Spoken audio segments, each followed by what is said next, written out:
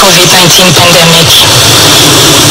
Excellences, distingués invités, sans plus attendre, nous allons à présent regarder une brève vidéo de Kwibuka 27 sous le thème de cette journée, Mémoire, Unité, Renouveau. Cette vidéo reprend des messages, des témoignages de survie, résilience, mais aussi des messages de soutien d'amis du Rwanda partagés au cours des 27 dernières années.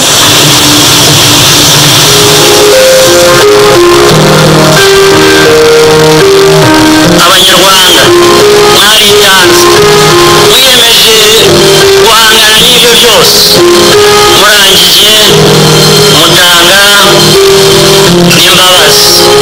Uko kwitanga kwanyu ni impano itagira uko ingana mwahaye igihugu cyacu, ni n'imbuto yavuyemo u Rwanda rushya.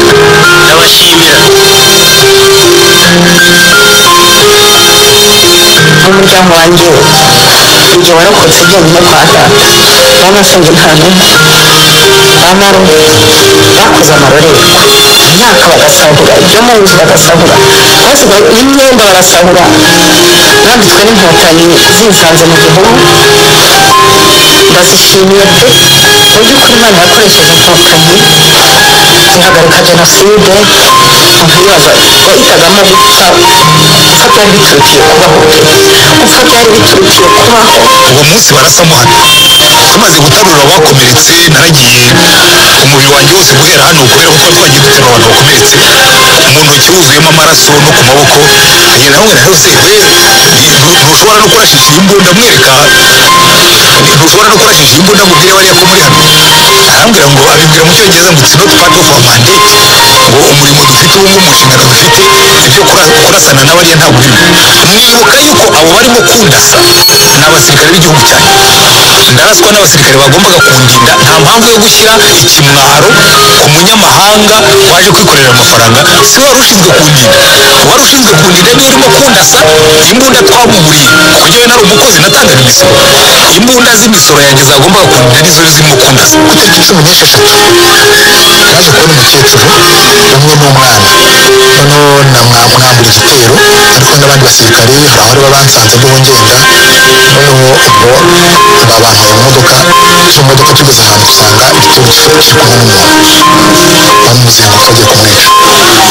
Bambura mbabwire ko nyine ari igihe bamundekera nkajya kumwicira. Kugira amahirwe hafi aho ngaho hari ibintu by'ibihuru, hari mu masaha y'ikigoroba ndamujyana mugeza muri bya bihuru, mwereka ahantu yihishe ndavuga nti sindi bukwice, nubwo namwambuye maze kuziza ko ndi bumwice, ariko twamaze kugera hirya ndamuganiriza ambwira ko ari abantu bajyanye i Burundi kandi ko bamaze kugerayo.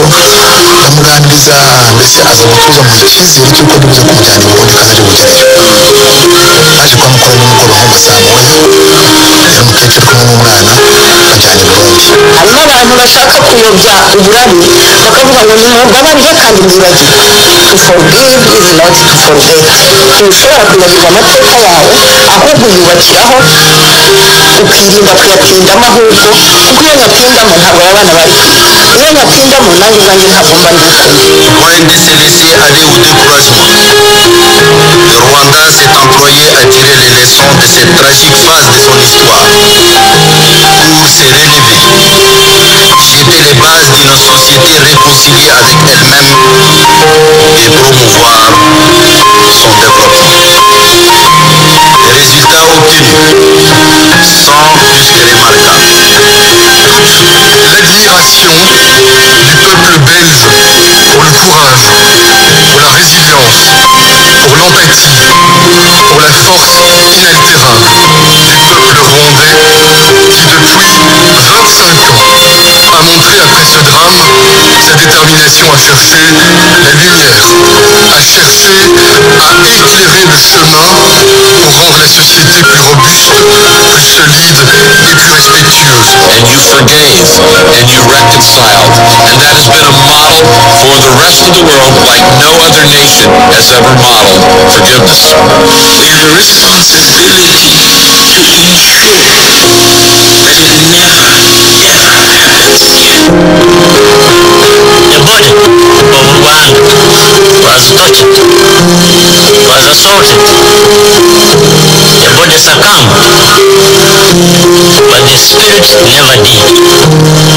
It is that spirit that should fight on, and that spirit will never and should never be defeated.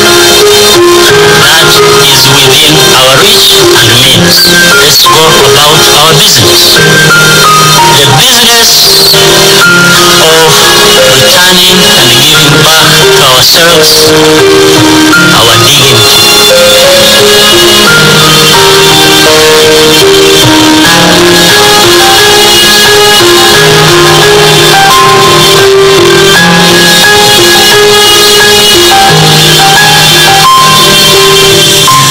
Muri uyu mwanya twakire Dr Jean Damascene Bizimana, umunyamabanga nshingwabikorwa wa komisiyo y'igihugu ishinzwe kurwanya jenoside. Ijambo ni iryanyu.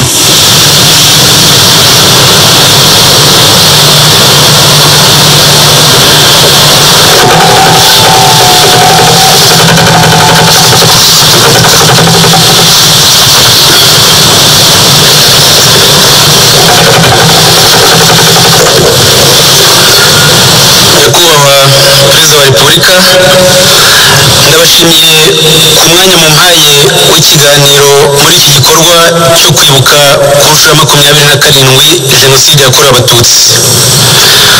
Nk'uko abakurambere babivuga ko umuryango utibuka uzima, kwibuka ni ngombwa kugira ngo dushobore kwiyubaka.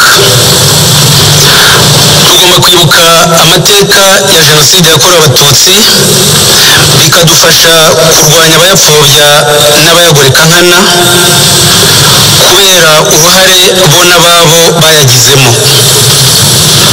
Niyo mpamvu ngira ngo ngaragaze bimwe mu bimenyetso byerekana imizi ya Jenoside dukwiye kumenya, kuko abayipfobya bagerageza kubihishira. Ishyaka ryose rya politike rigira manifesto rigenderaho, rikayitoza abayoboke baryo. Manifesto za Parmehutu na MRND zaranzwe n'irondabwoko ryatumye Jenoside iba mu Rwanda.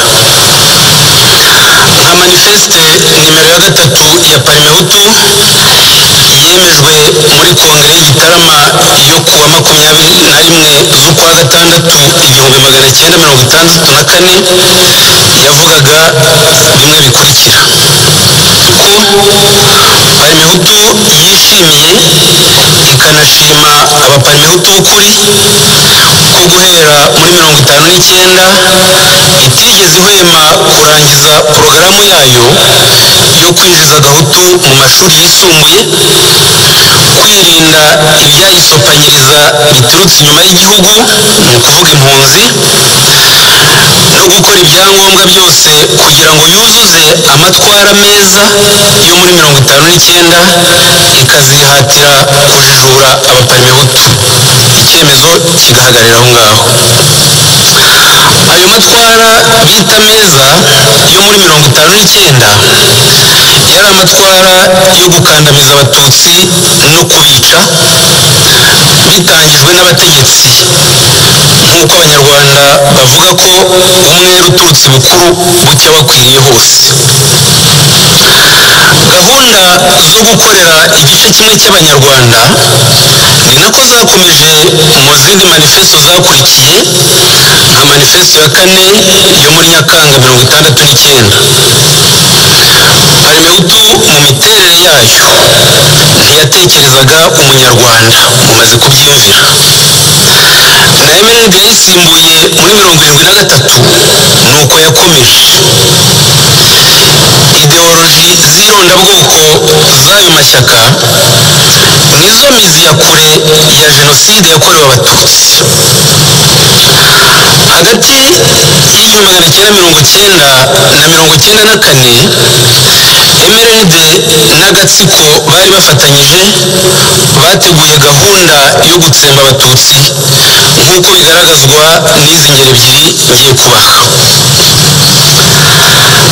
Tariki ya mbere z'ukwezi kwa gatanu 1998, Yohani Kambanda wayoboye guverinoma yakoze Jenoside yemereye mu ndahiro urukiko mpanabyaha mpuzamahanga rwashyiriweho u Rwanda rwakoreraga Arusha ko guverinoma yari ayoboye yashyize mu bikorwa umugambi wo kwica abatutsi wateguwe mbere y'ihanurwa ry'indege ya Habyarimana tariki 6 z'ukwa kane 1994, abivuga muri aya magambo ye: Jyewe Jean Kambanda nemera ko mu mwaka w'1994 habayeho ibitero byateguwe bigamije kwica abaturage b'abatutsi biturutse ku mugambi wa leta wo kubarimbura. Nka minisitiri w'intebe nayoboye inama za guverinoma zatangaga amabwiriza ku baminisitiri, ku ngabo z'igihugu n'abayobozi bakuru yo gukora jenoside no gukurikirana uko yakorwaga, harimo kohereza muri za perefegitura ba minisitiri gukangurira abaturage guhiga umwanzi, ni ukuvuga abatutsi. Icyo ni ikirego Kambanda yemeye cya mbere. Nyakubahwa Perezida wa Repubulika, muri ubu bwenge Kambanda yemeye itegurwa rirerire ry'umugambi wo kwica abatutsi bikozwe na leta ryamaze imyaka 4 guhera muri 1990. Anenga ko we na guverinoma yose bifashishije inzego z'ubutegetsi aribo bashyize mu bikorwa uwo mugambi. Abagihanyanyaza rero bavuga ko jenoside yakorewe abatutsi itateguwe bakayishakira izindi mpamvu nyoroshyacyaha baribeshya ubwabo, kandi ikinyoma ntikiramba. Nyuma yo kwemera uruhare rwe n'urwa guverinoma, Kambanda yakatiwe igifungo cya burundu, akaba afungiye muri gereza y'umuryango w'abibumbye mu gihugu cya Mali. Urundi rugero ni uko mu byumweru bibiri jenoside itangijwe muri 1994, abaturage ba Butare ntibahise bayitabira, bituma Perezida wa Repubulika Sindikubwabo Theodore na Minisitiri w'Intebe Yohani Kambanda bajya ku Gikongoro ndetse n'i Butare kuyihutisha. Ku itariki 18 z'ukwa kane 1994, Perezida Sindikubwabo yagiye muri komine Nyakizu abwira abaturage iri jambo: abaturage ba Nyakizu, ni ubwa mbere mubona uruzinduko rw'umukuru w'igihugu. Naje kubashyigikira no kubashimira ibikorwa byanyu muri ibi bihe bikomeye. Nintaha ndaboherereza abantu bo kubafasha gukomeza aka kazi murimo, kandi ndaza kureba nuko nabagenera igihembo mukore nko muri 59. Kuba Perezida wa Repubulika ashimiye abicanyi agashishikariza abatarabukora kubwitabira, abizeza kubibahembera, ni ikindi kimenyetso cyerekana uruhare rwa leta mu itegurwa n'ishyirwa mu bikorwa rya jenoside yakorewe abatutsi mu Rwanda.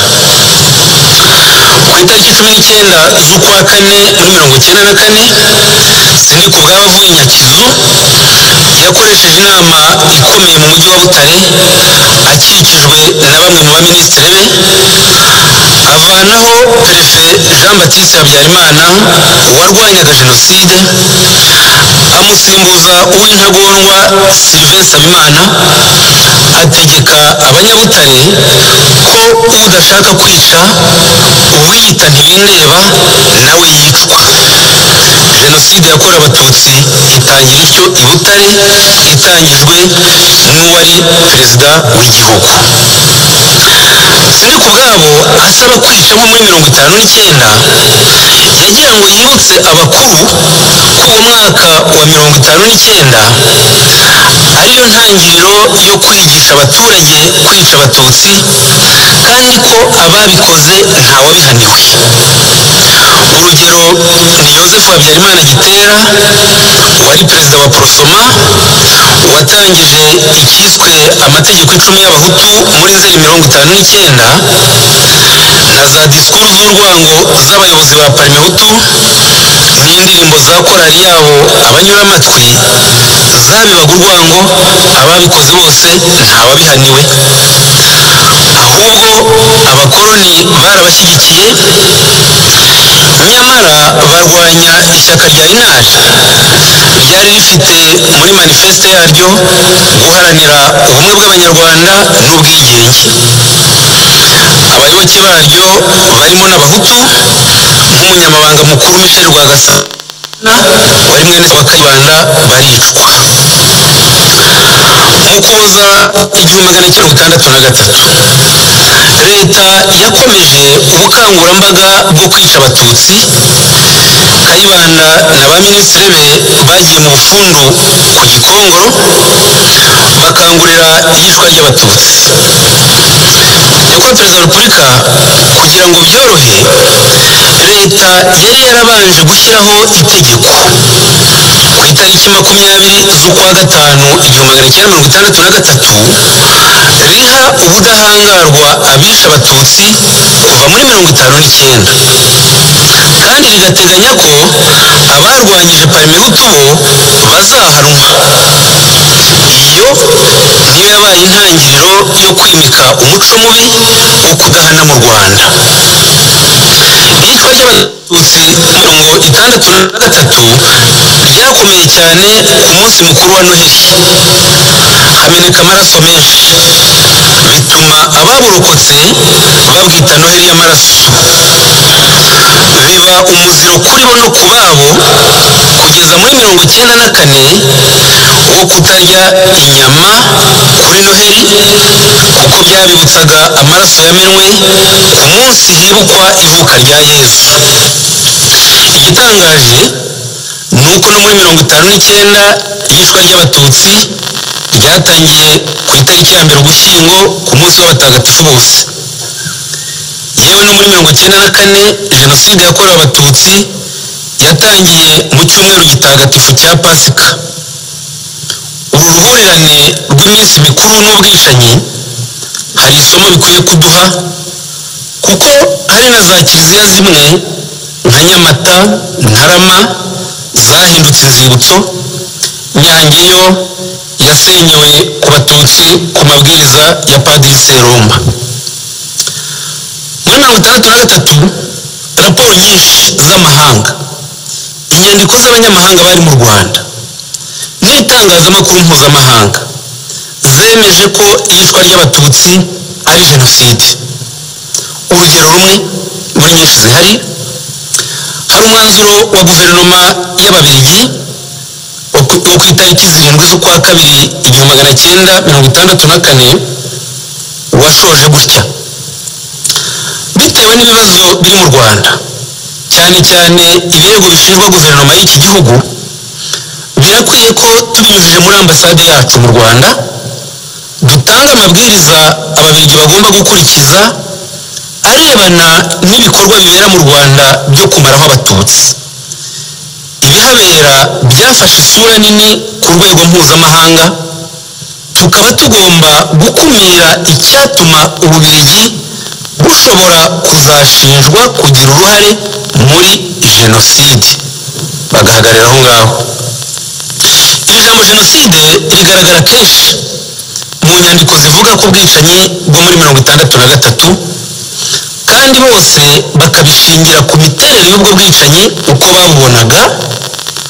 Basangaga bihuye neza n'ibiteganywa n'amasezerano mpuzamahanga agenga icyaha cya jenoside yo muri 1948.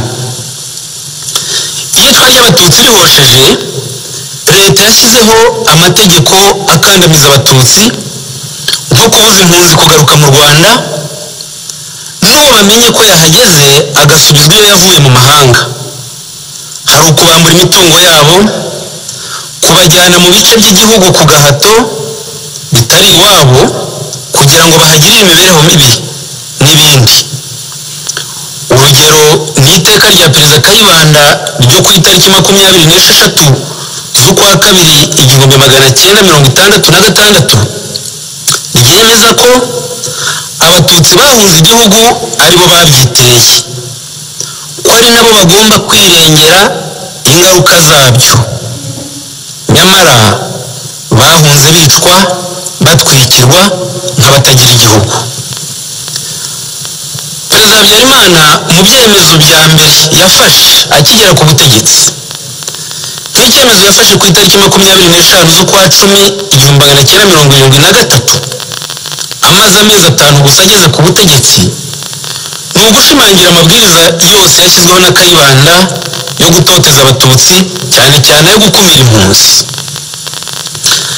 nyakubahwa Perezida wa Repubulika nubwo hari ibyo byose nta kibi kiganza cyonyine hari abanyarwanda n'abanyamahanga babirwanyije muri 59 bamwe mu bahutu bafatanyaga n'abatutsi guhangana n'ibitero by'abaparmehutu bikerekana ipfundo ry'ubumwe abanyarwanda bibonagamo iyo ubutegetsi bubi butabavangira muri 63 nka Padiri de Jambrine wabaga mu Cyanika ku Gikongoro yarwanyije uko ashoboye iyicwa ry'abatutsi hari benshi cyane bamukesha ubuzima ubu ari mu kiruhuko cy'izabukuru mu Bubiligi Padiri Reginald Granger wabaga i Nyamirambo nawe yarwanye ku bapfakazi n'abana b'abayoboke ba Inari bishwe muri 63 bituma asubira iwabo mu Bubiligi muri konje leta imubuza kugaruka mu Rwanda bamuhoye icyo gusa muri 73 hari abayobozi b'amashuri banze ko abanyeshuri b'abatutsi birukanwa nka Musenyeri Yozefu Sibomana wanze ko abaseminari b'abatutsi birukana izaza akanakira abari barirukanwe mu yandi maseminari cyane cyane Kabgayi akabasubiza mu ishuri barimo nka nyakwigendera Padiri Dominico Karekezi n'abandi icyo gihe nanone Padiri Umusalesiani Lionel wayoboraga Eto Kicukiro na Padiri Dominico Notom wayoboraga seminari nto ya Saint Paul Kigali barwanye ku banyeshuri b'abatutsi banga ko birukanwa mu mashuri izo ni ingero nziza zikwiye kujya zibutswa mu mateka ya jenoside yakorewe abatutsi ntiduhamane ibibi gusa bityo ku munsi nk'uyu wo kwibuka tukanashima ubutwari bw'abo bantu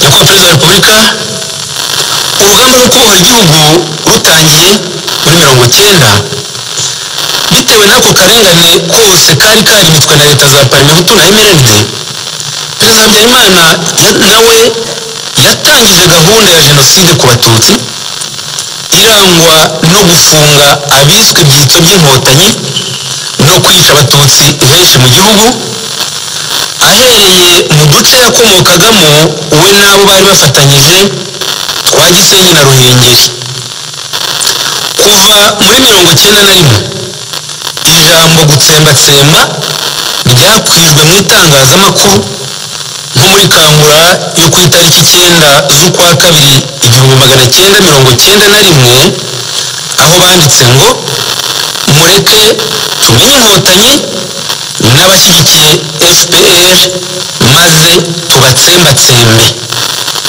itariki 9 z'ukwa 2 muri 91 disikuru nyinshi za Habyarimana n'iz'abayobozi ba MRND zahamagariye jenoside nk'iyo yavugiye mu Ruhengeri ku itariki 15 z'ukwa 11 1992 avuga ko imishyikirano y'amahoro ari ibipapuro bidafite agaciro ko igihe nikigera azakora ku nterahamwe bakamanuka kuwa 22 z'ukwa 11 1992 Leo Mugesera wari umujyanama wa MRND muri politike akaba na visi perezida wayo ku Gisenyi yavugiye mu nama rusange y'abaturage yari yakoreshejwe ku Kabaya muri Ngororero aho akomoka ko abatutsi bagomba kwicwa bagasubizwa aho yisi wabo muri Ethiopia banyujijwe muri Nyabarongo kandi koko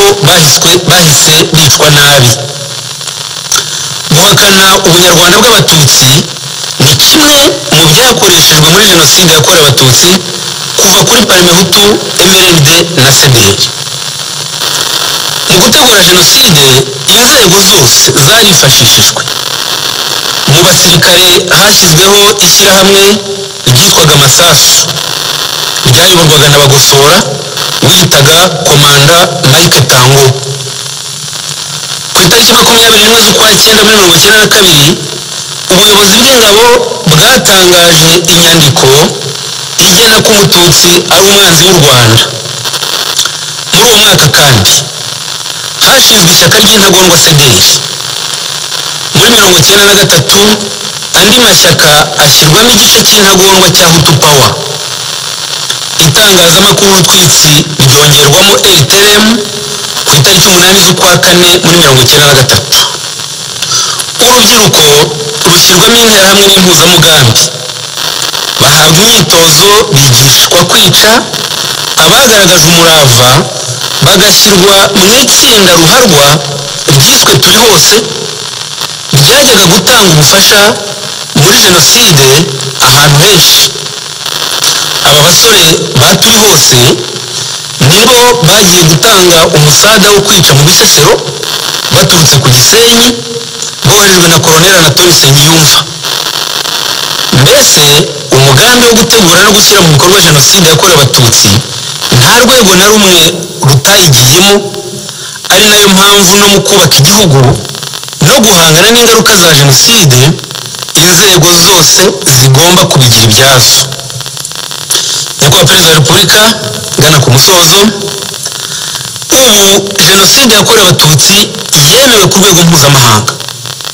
Muri 2004 umuryango w'abibumbye washyizeho tariki ya 7 Mata nk'umunsi uhoraho wo kuyizirikana. Wongera kubishimangira muri Mata 2020 wemeza ko inyito igomba gukoreshwa ari jenoside yakorewe Abatutsi.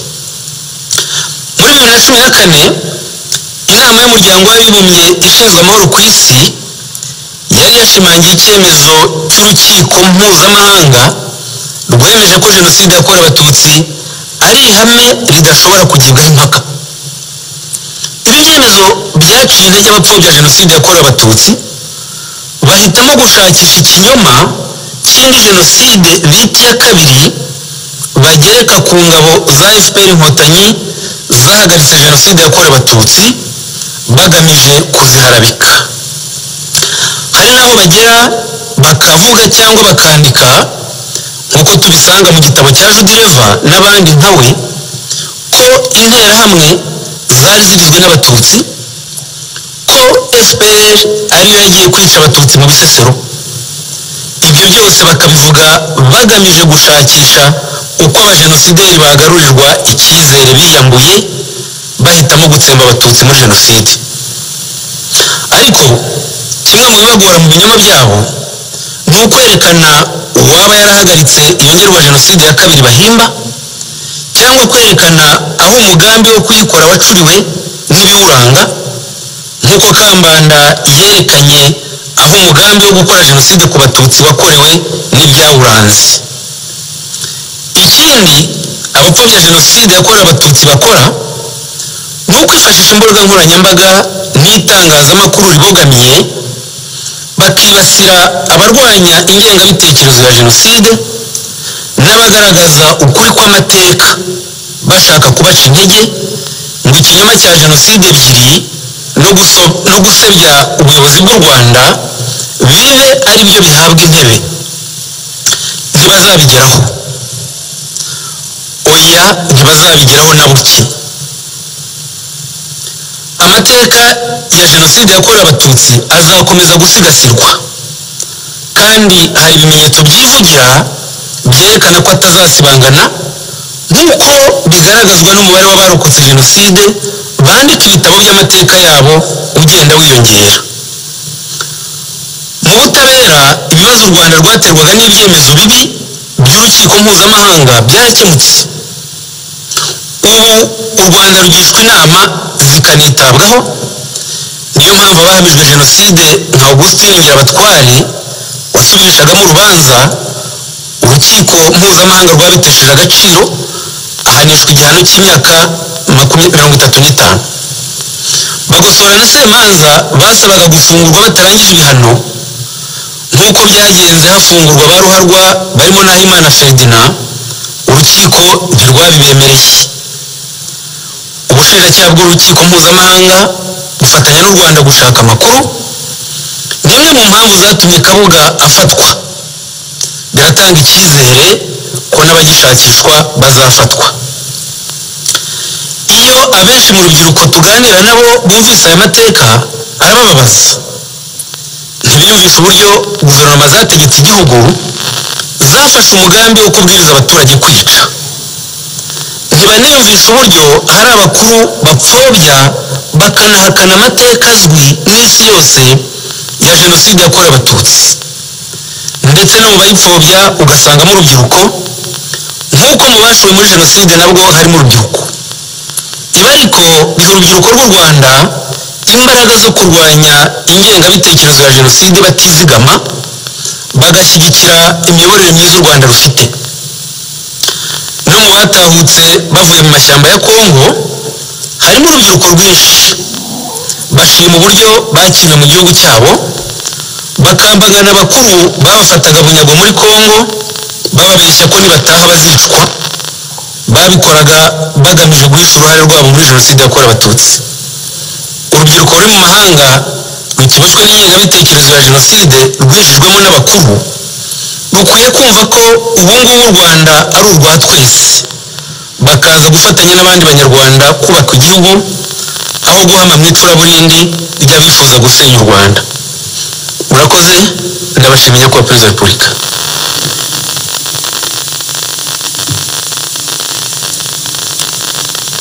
Dr Bizimana, merci pour votre présentation qui relate les étapes de notre histoire qui ont préparé le génocide perpétré contre les Tutsis en 1994, ainsi que tous les efforts menés depuis lors pour que plus jamais notre nation ne soit divisée. I would now like to invite the Nyundo School of Music to perform a song of remembrance.